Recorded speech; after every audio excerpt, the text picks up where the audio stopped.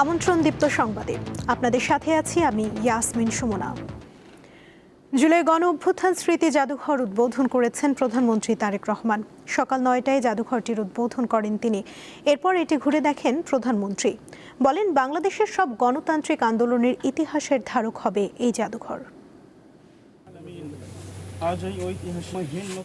২৪-এর গণ অভ্যুত্থানের স্মৃতিচিহ্ন ধরে রাখতে জুলাই গণ অভ্যুত্থান স্মৃতি জাদুঘর উদ্বোধন করেছেন প্রধানমন্ত্রী তারেক রহমান। বুধবার জুলাই গণ অভ্যুত্থান দিবস উপলক্ষে রাজধানী শেরেবাংলা নগরে এই জাদুঘর উদ্বোধন করেন তিনি।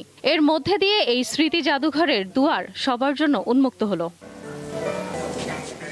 উদ্বোধনের পর জাদুঘরের বিভিন্ন গ্যালারি ঘুরে দেখেন প্রধানমন্ত্রী। এ সময় তার সঙ্গে ছিলেন সাবেক অন্তর্বর্তী সরকারের প্রধান উপদেষ্টা ডক্টর ইউনূস।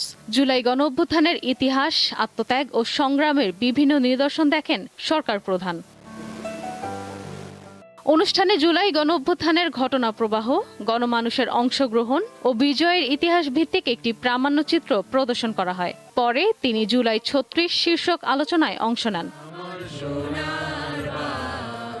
তারেক রহমান বলেন, শুধু জুলাই গণ অভ্যুত্থান নয়, বাংলাদেশের সব গণতান্ত্রিক আন্দোলনের প্রতিচ্ছবি হবে জুলাই গণ অভ্যুত্থান স্মৃতি জাদুঘর। জুলাই গণ অভ্যুত্থান স্মৃতি জাদুঘর ভবিষ্যতের প্রজন্মের সামনে তাদের পূর্বসূরিদের সাহসী ইতিহাস যেমন তুলে ধরবে, অপরদিকে তাদের সামনে উন্মোচিত হবে বিতাড়িত ফ্যাসিস্টদের মুখোশ। স্মৃতি জাদুঘর আমাদের জনগণের সংগ্রাম, আত্মত্যাগ, বেদনা, সাহস ও গণতান্ত্রিক আকাঙ্ক্ষাকে জাতীয় স্মৃতিতে স্থায়ীভাবে ধারণ করার এক ঐতিহাসিক উদ্যোগ।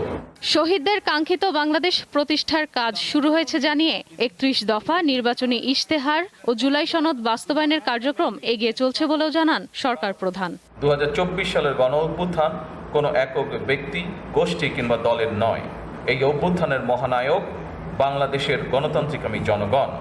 ফ্যাসিবাদ বিরোধী আন্দোলনে যারা হতাহত হয়েছেন, পর্যায়ক্রমে আইনের যথাযথ প্রক্রিয়া অনুসরণ করে সেই বিচার হবে স্বচ্ছ, নিরপেক্ষ এবং বিশ্বাসযোগ্য।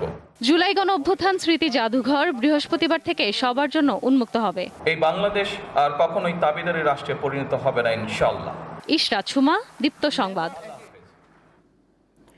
জুলাই গণ অভ্যুত্থান দিবসে জুলাই শহীদ পরিবার ও জুলাই যোদ্ধাদের সংবর্ধনা দিয়েছেন রাষ্ট্রপতি হাফিজ উদ্দিন আহমদ।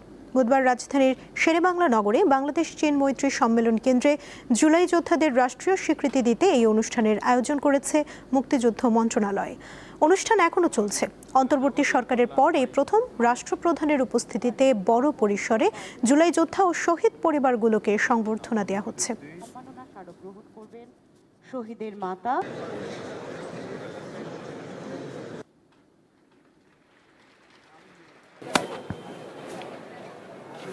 সম্মাননা স্মারক প্রদান। প্রথমে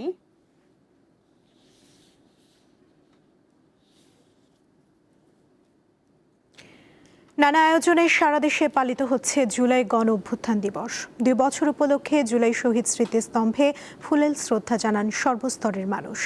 আয়োজন করা হয় জুলাই যোদ্ধাদের সংবর্ধনা অনুষ্ঠান ও আলোচনা সভার। জোরালো দাবি জানানো হয় সকল হত্যাকাণ্ডের বিচারের।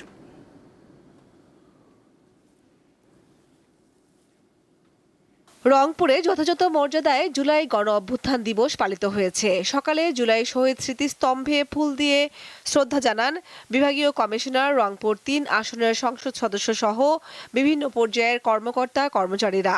পরে শিল্পকলা একাডেমিতে শহীদ পরিবার এবং জুলাই যোদ্ধাদের সংবর্ধনা অনুষ্ঠান ও আলোচনা সভা হয়। সকালে রাজশাহীর CNB মোড়ে জুলাই স্মৃতিস্তম্ভে পুষ্পস্তবক অর্পণ করেন ভূমিমন্ত্রী মিজানুর রহমান মিনু। তিনি জুলাই শহীদদের বিদেহী আত্মার মাগফিরাত কামনা করেন। পরে এদেশের আর কোনো বীর সূর্য সন্তানকে যেন যারা জীবন উৎসর্গ করেছে, আমি তাদের আত্মার মাগফিরাত কামনা করছি, শহীদ সাকি অঞ্জম সহ এবং সকলের। যারা আহত হয়ে পঙ্গুত্ব হয়েছে তাদেরকে অতি দ্রুত চিকিৎসা দেওয়া হচ্ছে, আরও সুচিকিৎসা দেওয়া হবে এবং এদিকে জুলাই জাতীয় সনদ সরকার বাস্তবায়ন করবে বলে জানিয়েছেন ভূমি ও পার্বত্য চট্টগ্রাম বিষয়ক প্রতিমন্ত্রী মীর মোহাম্মদ হেলাল উদ্দিন। সকালে নগরীর নিউ মার্কেট মোড়ে জুলাই স্মৃতিস্তম্ভে পুষ্পস্তবক অর্পণ শেষে তিনি কথা বলেন। 5 অগস্ট থেকে আমাদের প্রত্যাশা বাংলাদেশের আপামর জনসাধারণ, ছাত্র শ্রমিক জনতা, বাংলাদেশের প্রান্তিক জনগণের জীবনমানের উন্নয়ন করা, তাদের এই দেশে শান্তি শৃঙ্খলা ফিরিয়ে আনা এবং এই দেশ থেকে সকল ধরনের বৈষম্য দূর করা। আমরা সেই লক্ষ্যে কাজ করে যাচ্ছি। বরিশালে জুলাই শহীদ স্মৃতিস্তম্ভে ফুলেল শ্রদ্ধা জানান তথ্য ও সম্প্রচার মন্ত্রী জহিরুদ্দিন স্বপন। এ সময় অর্জিত গণতন্ত্রকে প্রাতিষ্ঠানিক রূপ দেওয়ার অঙ্গীকার করেন তিনি। যেই শহীদের রক্তের বিনিময়ে আমরা বাংলাদেশ পেয়েছি, যেই শহীদের রক্তের বিনিময়ে আমরা ফ্যাসিবাদকে হটিয়েছি, সেই শহীদের রক্তের মর্যাদা প্রতিষ্ঠা করার জন্য দেশের অর্জিত গণতন্ত্রকে আমরা প্রাতিষ্ঠানিক রূপ দেওয়ার জন্য দৃঢ় প্রতিজ্ঞ থাকব। চুয়াডাঙ্গায় বিভিন্ন কর্মসূচিতে দিবসটি পালন করা হয়। সকালে বড়বাজারে জুলাই স্মৃতিস্তম্ভে ফুল দিয়ে শ্রদ্ধা জানান জেলা প্রশাসক এবং সরকারি বেসরকারি প্রতিষ্ঠান ও সংগঠনের নেতৃবৃন্দ। শ্রদ্ধা আর ভালোবাসায় পাবনাতেও পালন করা হয় জুলাই গণঅভ্যুত্থান দিবস। শহরের জেলা পরিষদের সামনে জুলাই শহীদ স্মৃতিস্তম্ভে ফুল দিয়ে শুরু হয় দিনের কর্মসূচি। এদিকে জুলাই শহীদ হৃদয় ও নজরুলের মরদেহের সন্ধানের দাবিতে গাজীপুরের কোনাবাড়িতে কফিন মিছিল হয়েছে। ৩৬ জুলাই পাঠাগার নামের একটি সংগঠন এই কর্মসূচি পালন করে। 2024-এর 5 আগস্ট হৃদয়কে কোনাবাড়ি থানার সামনে ও নজরুল ইসলামকে চান্দনা চৌরাস্তা এলাকায় পুলিশ গুলি করে হত্যা করে বলে দাবি জানানো হয়।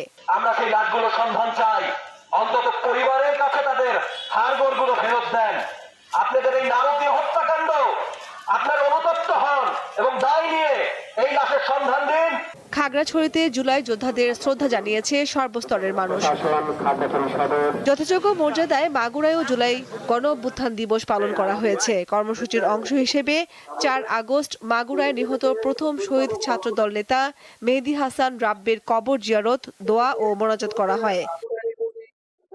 নারায়ণগঞ্জের হাজীগঞ্জে জেলা প্রশাসনের উদ্যোগে জুলাই স্মৃতিস্তম্ভে শ্রদ্ধা জানানো হয়। জুলাই আন্দোলনে নিহতদের আত্মার মাগফিরাত কামনায় দোয়া করেন সর্বস্তরের মানুষ। কুড়িগ্রামেও যথাযথ মর্যাদায় দিবসটি পালন করা হয়েছে। কামরুন নাহার, দীপ্ত বার্তাকক্ষ। আন্তর্জাতিক প্রসঙ্গ। গুরুত্বপূর্ণ সমুদ্রপথ হরমুজ প্রণালী সচল করতে বুধবারের মধ্যে ইরানের সঙ্গে একটি চুক্তি হতে পারে বলে মন্তব্য করেছেন যুক্তরাষ্ট্রের অর্থমন্ত্রী স্কট বেসেন্ট। এতে বিশ্বব্যাপী জ্বালানি বাজারের অস্থিরতা কমবে বলেও আশা করছেন তিনি। মঙ্গলবার সংবাদ মাধ্যম সিএনবিসিকে দেয়া এক সাক্ষাৎকারে এ তথ্য জানান মার্কিন অর্থমন্ত্রী। বলেন, ইরানের সাথে যুক্তরাষ্ট্রের আলোচনা চলছে, বুধবারের মধ্যে একটি চুক্তি হতে পারে। হরমুজ প্রণালী ব্যবহারকারী জাহাজ থেকে ইরান কোনো টোল আদায় করতে পারবে কিনা এমন প্রশ্নের জবাবে বেসেন্ট বলেন, সেখানে অবাধ চলাচল নিশ্চিত করা হবে। এদিকে ইরানের বিরুদ্ধে যুদ্ধ চলাকালীন সময় যুক্তরাষ্ট্র তাদের বিশ্বব্যাপী মজুদ থাকা দূরপাল্লার ক্ষেপণাস্ত্রের প্রায় সব ব্যবহার করে ফেলেছে বলে আন্তর্জাতিক সংবাদ মাধ্যম রয়টার্স ও সিবিএস নিউজের প্রতিবেদনে দাবি করা হয়েছে।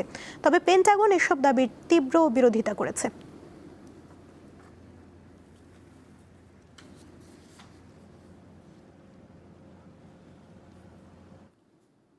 এবারে খেলার খবর। পোর্ট অফ স্পেনে সিরিজের দ্বিতীয় টেস্টের তৃতীয় দিনে ব্যাটিং বিপর্যয়ে পড়েছে ওয়েস্ট ইন্ডিজ। দ্বিতীয় সেশন পর্যন্ত ব্যাট করে পাকিস্তান তাদের প্রথম ইনিংসে অল আউট হয় 387 রানে। 43 রানে পিছিয়ে নিজেদের দ্বিতীয় ইনিংসে ব্যাটিংয়ে নামে ওয়েস্ট ইন্ডিজ। তারপর ওলটপালট হয়ে যায় সবকিছু। শেষ সেশনে 40 ওভার 5 বল ব্যাট করে 103 রান তুলতে 6 উইকেট হারায় ক্যারিবীয়রা। দিন শেষে তাদের লিড 60 রানের। রোস্টন চেজ আউট হওয়ার সঙ্গে সঙ্গে শেষ হয় তৃতীয় দিনের খেলা। 1 রান নিয়ে ক্রিজে আছেন জাস্টিন গ্রিভস। এই ছিল এখনকার মতো। পরবর্তী সংবাদ বিকেল 5টায় দেখার আমন্ত্রণ রইল। এছাড়া আরও তথ্য পেতে যুক্ত থাকুন দীপ্ত ডিজিটাল প্ল্যাটফর্মের সাথে। ধন্যবাদ সবাইকে।